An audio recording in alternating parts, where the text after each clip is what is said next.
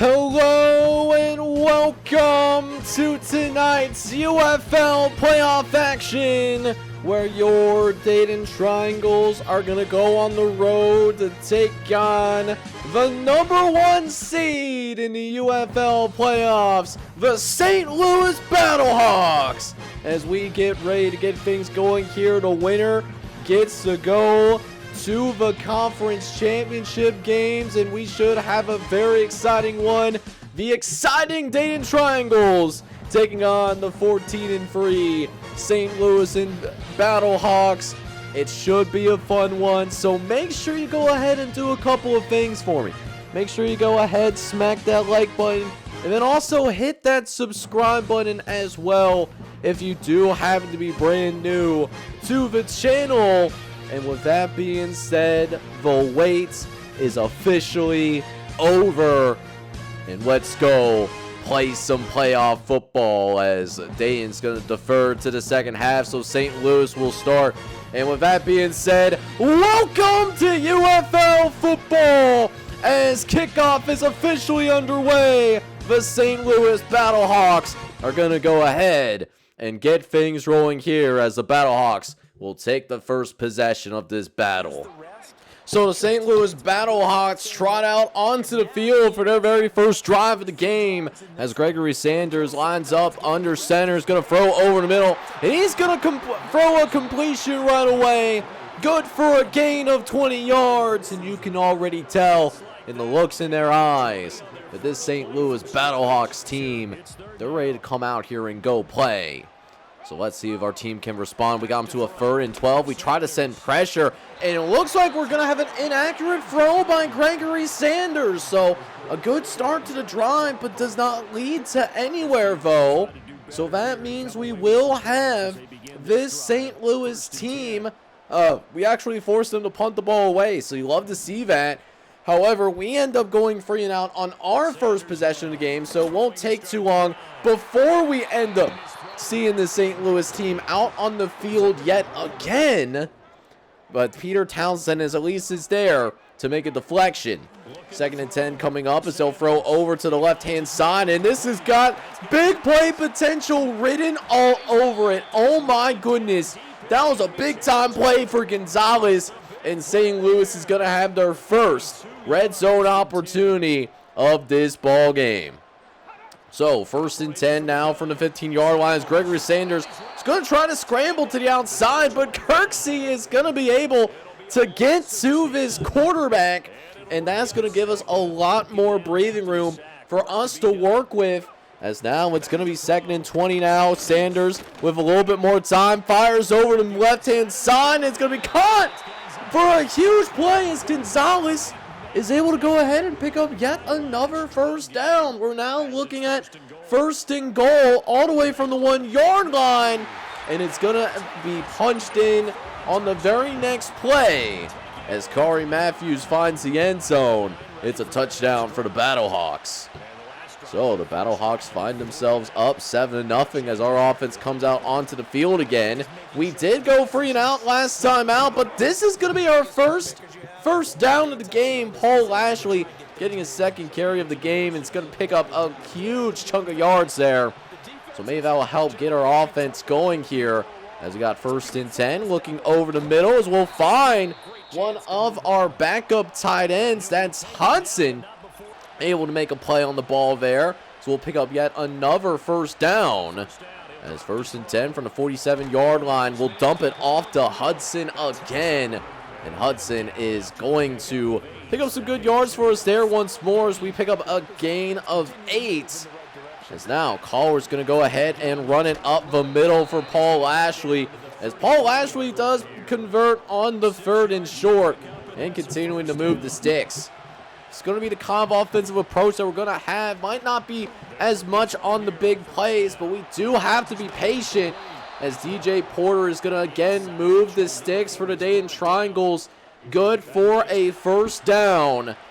As now 2nd and long coming up after a short loss. We'll throw again over the middle, as Leon Thomas able to hang on and make the catch there. and that will bring up a 3rd and short. But one of our offensive linemen does get shaken up. We will keep him in the game for the time being. So 3rd and 1, we're going to throw for it here, and Goldsberry is actually going to hang on to this catch, and it's going to again move the sticks for the Dayton Triangles. So now, 2nd and goal coming up as Collar drops back the pass. He wants to throw it over the middle, but it's going to be intercepted, bro. Oh, we can't have that, especially taking on the #1 seed in this UFL playoffs. That's Glenn Beck. That's going to have the interception inside the 5-yard line, and that is a complete gut punch. Thankfully for our defense, we're actually able to force 3 and out, so we will get the ball back yet again, but we still find ourselves down here 7-0 as we are encroaching on the end of the first quarter of action. We will run one more quick play, and Paul Lashley gets a ton of running room to pick up that first down. He's been extremely effective in that first quarter. He might be the key to help us pulling this upset off, because this St. Louis Battlehawks team, at least for the pass defense, that's going to be one tough cookie to crack. We're still in a close one, though. So welcome back to St. Louis, as the Battlehawks do have a 7-0 lead going into the second quarter, as Andrew Collar, the rookie quarterback, surveying the defense real quick, is going to dump it off to Paul Lashley, and Paul Lashley will continue to inch us forward. Little by little, we will pick up a gain of 6 there on the play, as we'll go back to Paul Lashley to try and pick up the first down, and we actually find a way to pick up the first down without actually scoring in the end zone. We'll see if we can get Paul Lashley one more carry, but it ends up being completely contained. We never had any chance getting that toss play out. It worked really well against Pittsburgh, not so much against the St. Louis team. So 3rd and goal from the 7-yard line, as Collar is going to line up in the shotgun. Didn't love the reads upfield and might have gotten a little bit camera shy given the interception that he threw last time that he was down there. Never made a choice. He ends up getting sacked, and we did have to settle for a field goal, unfortunately. So we are at least on the board. We can at least say that, but the problem is we're still down by 4. And St. Louis is actually one of those complete teams out there, man. Corey Matthews is going to take the ball right up the middle. He's going to pick up the first down for the Battlehawks. As now, 1st and 10, they're going to throw quickly over to the right-hand side. Abbott is there to quickly make a play on Gonzalez. But even then, that's a 6-yard gain, and I mean, that's keeping yourself on schedule. Enough on schedule that you're able to pick up on the long curl route. That will be good for the first down. Thompson trying to keep everything in front. Just trying to play a little bit of bend but don't break kind of mentality, as Sanders, all the time in the world, throws over the middle. He's got an open receiver, and this is going to be a touchdown here. Both Abbott and Paul Bass took poor pursuit angles, and Quan Cansey is going to take advantage of it. So the Battlehawks are going to score yet again, as they will be able to expand upon their lead. So now we find ourselves down 14-3, as Collar is going to try to drop back. Looks over the left-hand side, and he will find DJ Porter to start a brand new drive. We've had our moments in this game, but we haven't been able to take advantage of the opportunities. And with a team like St. Louis, who's 14-3, we simply cannot make mistakes if we want to have a shot to actually beat these guys. And unfortunately, it's been one of those days so far. However, still plenty of football left to play, as Collar's going to try to push it over the middle, but that was a dangerous throw. Trying to connect with Paul Lashley there. Very fortunate. We still have the ball in our hands right now. And it's going to be 3rd and 7 instead. As Collar's going to drop back. He's got an open receiver downfield. He's going to find Goldsberry in the end zone. Touchdown, Dayton. And the Gem City is going to hit the quad, as Dayton gets right back into it. So less than 3 minutes left to play in the first half now, as we're only down by a few points once again. But this defense has had a couple of stops so far today. Can they find yet another one? 1st and 10 coming up as Sanders is going to throw over to the right-hand side. He did have Quan Clancy, but Clancy cannot complete the process of the catch, so it does end up being marked as incomplete. Gonzalez, on the other hand, is going to have a different story, though, as that catch is going to be caught for a 1st down. It does lead us to the 2-minute warning, so Gregory Sanders is getting ready to go to work here yet again. He will find his tight end Gonzalez once more. He's been an early favorite in this game, and so has Kari Matthews. Just so many weapons across the board for this St. Louis offense, and we find ourselves to be, honestly a little bit down horrendous right now. I'm not going to lie to you. So 2nd and 10 coming up as they'll throw over the middle. It's going to be caught for a big play, and we are actually going to push this man into the end zone. It's another touchdown for the Battlehawks. This time it's Jay Meredith that's going to be able to score. So only 1:30 left to play in the 1st half, as we will have Quan Goldsberry with the kick return. Able to try to, oh, that's not a great spin move though. I should just try to get around that kicker, man. That kicker is not that quick at all. We kind of bailed him out there, if we're going to be real with you on that one. So that being said, still great field position though. This is still really good field position. We start at about the 40-yard line, and we do have all of our timeouts as well, with some urgency on our side as well. Going to go ahead and drop back real quick. Looking over to the right-hand side, and oh my goodness, if we kept Leon Thomas in bounds. That was a tutty, but hey, still a great throw in order to identify the wide butt naked open receiver. Now we got to find a way to get points on the board again. Gower looks over to the right-hand side, finds Quan Goldsberry, and the man that just caught that ball is going to make it a goal line situation. And then we almost score on this throw to DJ Porter, but DJ Porter could not quite haul it in there.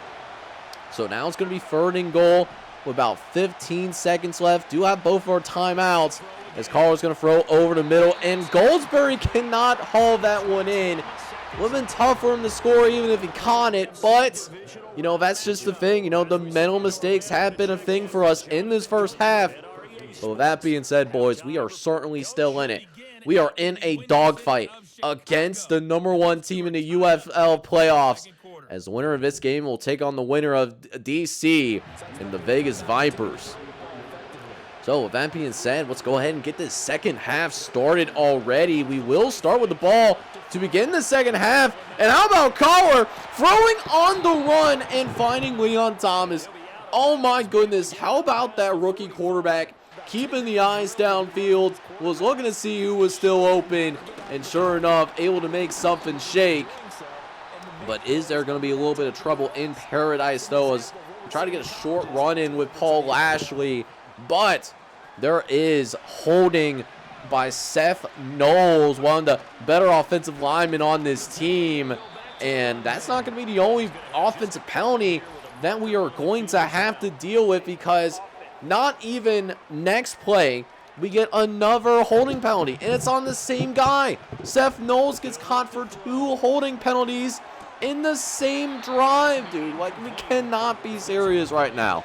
So now it's 2nd and 27. I'm just hoping that we don't have another penalty called on us. And Paul Lashley, oh my goodness, what a spin move! Breaks the tackle, and now he's off to the races. Lashley is gonna find the end zone. Touchdown, Dayton! Oh my goodness, you want to talk about a spin cycle? He just took him to the laundromat, baby. Let's go, man. Let's go, baby. So a chance for us to possibly tie the game coming out of the locker room. Can Paul Lashley do it? He tries the spin move again, and it's not as successful. So 2-point conversion is no good, but oh my goodness, that run was electric. And now this defense, all of a sudden, it might be believing right now. We're only down by 2 against one of the best teams in the XFL, but that's going to stop quickly as we sent the blitz and we get burnt badly. Played off because we did not want to get beat deep, and Quan Clancy turns it into a slant, and they will score right away because, of course they do that, dude. So now we're down by 9 again. You hate to see it, but one bright spot in this game in particular, Paul Lashley, he's been balling out, dude. He now has almost 150 yards rushing in this game, and I have a feeling that we're going to need him a lot more if we're going to pull this off. It would be a massive upset here in the UFL playoffs, because I'll tell you what, guys, like us just being Pittsburgh, that's an upset. But St. Louis, if we can beat St. Louis, guys, this would be a shocker. And Andrew Collar, our rookie quarterback, this whole time, has kept himself pretty poised. And now here we go, 1st and 10. Collar's going to throw to the right-hand side, trying to set up the RPO. And DJ Porter does get decent yards there, but there is going to be another penalty flag out onto the field. This time it's Joey Hudson, one backup tight ends. He gets called for a holding, and now it's going to be 2nd and long. So Collar is going to go ahead and move DJ Porter out into motion, trying to throw over the middle. Trying to squeeze it in to Leon Thomas, but honestly, St. Louis, they did a better job of running the route than we did, because, oh my goodness, did we telegraph that throw. Rare. There has been many times in the second half of the season that Andrew Collar has looked like a rookie. He looked like a rookie that time for sure, though. Cannot telegraph your passes, especially at the professional levels. So St. Louis is going to take over yet again. The offense has been humming along extremely well for the Battlehawks, as Gregory Sanders, all day to throw, is going to throw a dime out onto the perimeter, and that is a 1st down. That's Carl Meredith, who caught the first touchdown of the game for St. Louis. He's going to get a big play downfield, and then very next play, had a chance to maybe break that up, but Peter Townsend just could not do enough against the receiver. So now 2nd and long coming up. Sanders dropping back and throwing over the middle, and that is going to be 1st and goal for the St. Louis Battlehawks. As now 1st and goal coming up. Sanders is going to run it up the right-hand side, but it's going to be another touchdown for the Battlehawks. And this one is going to be Kari Matthews, who gets his 2nd rushing touchdown of the day. And they're also going to go for the 2-point conversion. This would make it a 17-point game. And the 2-point conversion actually does end up being successful, unlike our 2-point attempt. So now St. Louis is really starting to open it up on us yet again. And we desperately need a response. We need it bad. Can we get a spark from Quans Goldberry, who takes it to the outside? He's got one man to beat. Can he get around the corner? Not quite. But a great return, though. We're going to start inside St. Louis's 40-yard line. Can this be the spark that we're looking for?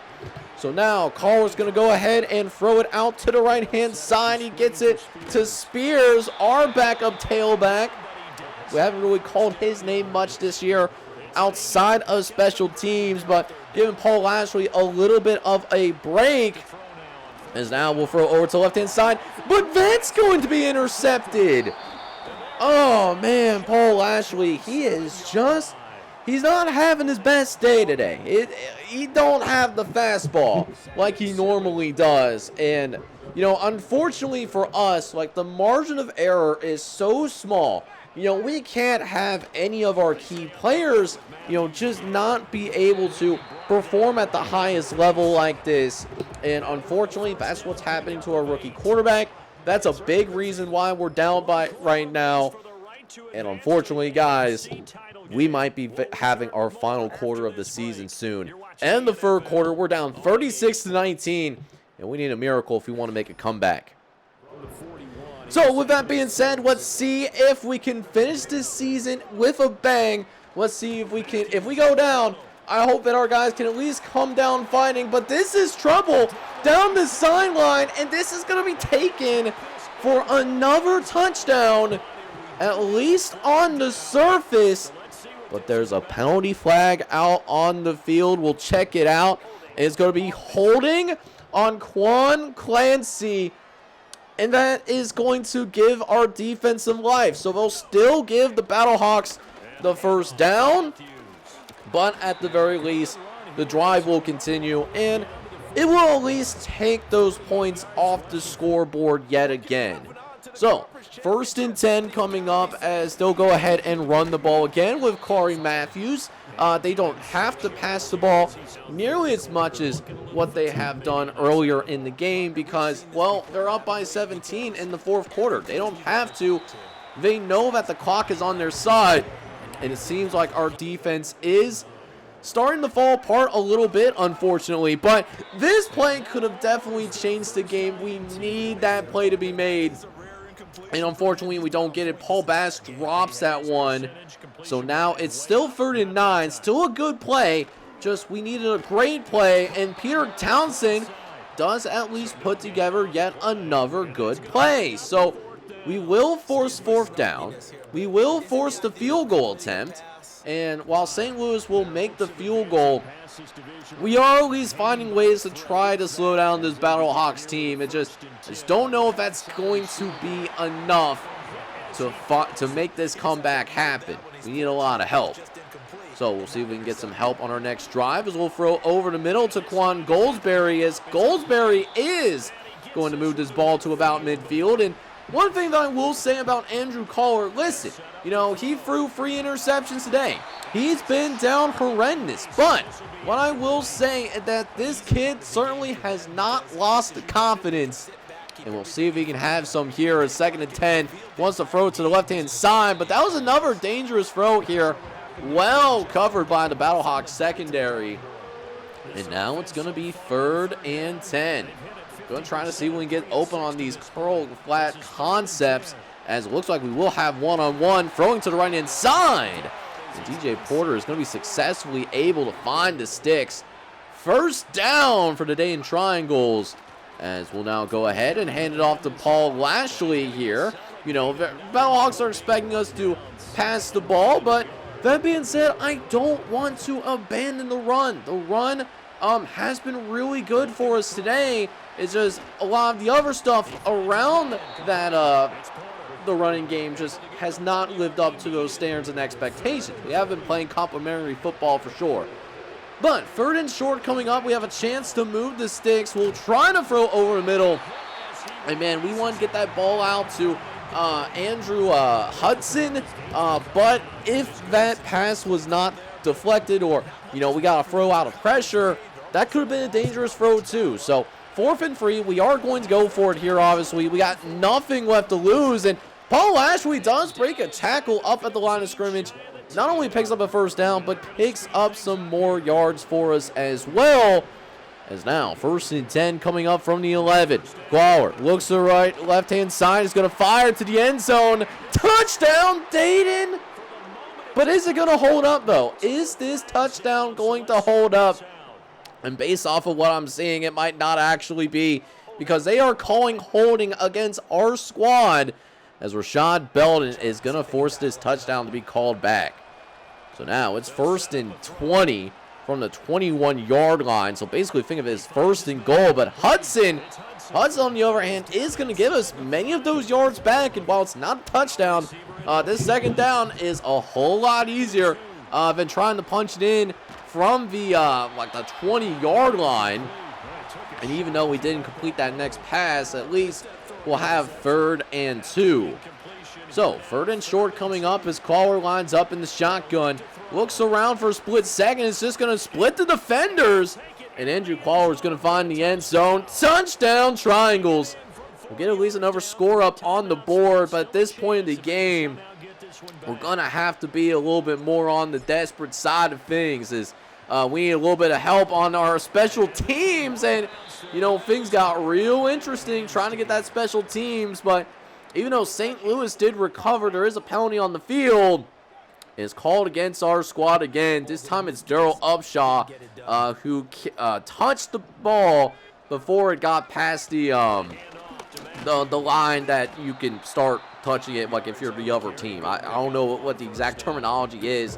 No, it's not necessarily line of gain, but That being said, St. Louis does have a chance to start taking in some of our timeouts as Corey Matthews is going to move the sticks for the first down. We do have to use timeouts, but honestly, it might be extremely close to being over. As now, 3rd and long coming up. St. Louis trying to make something shake here as they try to finish the game off with a cherry on top. We won't allow that to happen as Corey Matthews is well short of the marker, and they will have to settle for another field goal, but it's very clear who is the class of the UFL. This is St. Louis Battlehawks team. We lose 42-26 as your final score. And effectively, our season is going to come to an end tonight. So it was certainly a valiant game by our guys, but there's a reason why this St. Louis team has the best record in the UFL, and we found that out the hard way. This was certainly a winnable game for us, but unlike our counterparts on the other side, we made more mistakes than the other team, and all of those mistakes, 3 turnovers to none to be exact, is going to be the ultimate difference. And while Andrew Kohler has had an excellent rookie season, he definitely struggled for this one from a decision-making standpoint. While he did throw for 300 yards, he also threw 3 interceptions and just was generally confused by what the defense was throwing at him. However, Paul Lashley continues to be an absolute stud muffin as he ran it for 9 yards a carry. It was an amazing effort by Paul Lashley, but unfortunately, it's not going to be enough.